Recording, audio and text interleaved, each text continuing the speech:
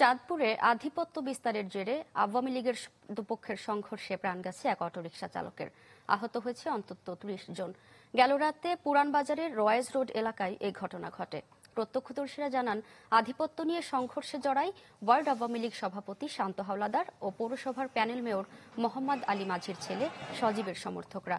২ ঘণ্টা ধরে চলে সংঘর্ষ। পরে কয়েক রাউন্ড রাবার বুলেট ও টিয়ার শেল ছুড়ে পরিস্থিতি নিয়ন্ত্রণে আনে পুলিশ। সংঘর্ষের সময় গুলি লেগে গুরুতর আহত হন অটোরিকশা চালক আলামিন। পরে হাসপাতালে নেওয়া হলেও বাঁচানো যায়নি তাকে।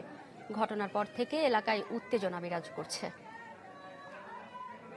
কারা ঘটনাটি ঘটিয়েছে এবং কি কারণে ঘটছে আমরা দেখছি।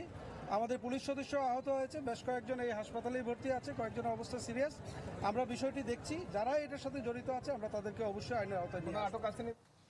নগদে ৫০০ টাকা বা তার বেশি পেমেন্টে পেতে পারেন ঢাকায় জমিসহ ২০ কোটি টাকার পুরস্কার।